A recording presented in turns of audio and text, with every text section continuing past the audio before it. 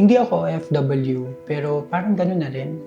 Kasi imagine, more or less 12 years na hindi ko kasama yung mga pamilya ko sa isang bahay. Lalo na yung nanay ko. Gusto ko iparamdam sa kanya habang buhay pa siya. Na pwedeng maging magaan yung pamumuhay.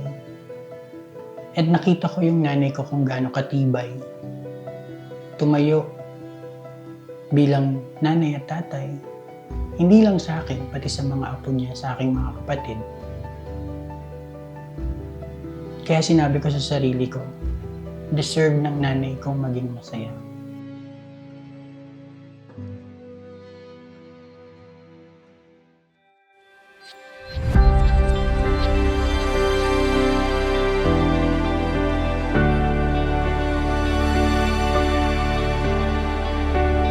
Hello!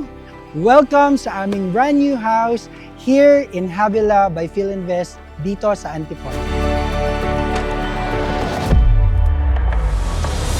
Finally, meron na tayong place na matatawag na sariling atin. Tara, silipin natin!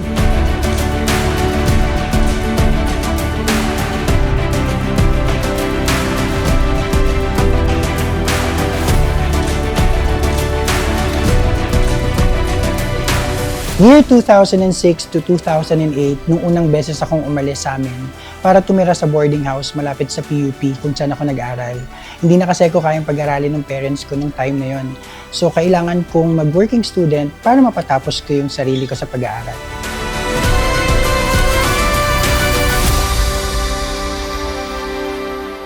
Nung nagtatrabaho pa yan dati sa call center, nako, wala pang sahod, nakakapangutang na kami. Nag-resign siya sa call center, pumasok siya sa IAM. Ayun, nagsumikap talaga siya ng gusto. Sobrang saya. Sobrang saya, sabi ko nga sa kanya, Jay, hindi nakakalimot ang taas dahil hindi tayo pinabayaan kahit man nawala yung papa niya sa atin. Nagsumikap ka talaga na maiangat mo ako. Jay, sobrang proud ako sa iyo, anak.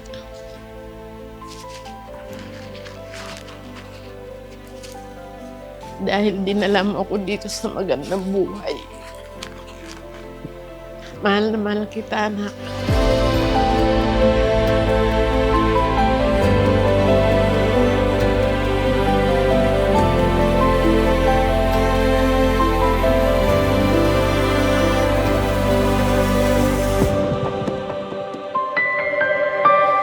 Ang dami niyang first time dito eh. First time niya magka-doorbell. First time niya magkaroon ng kasambahay. First time niya magkaroon ng sariling kwarto. Kaya sobrang laki ng pasasalamat ko sa IM Worldwide.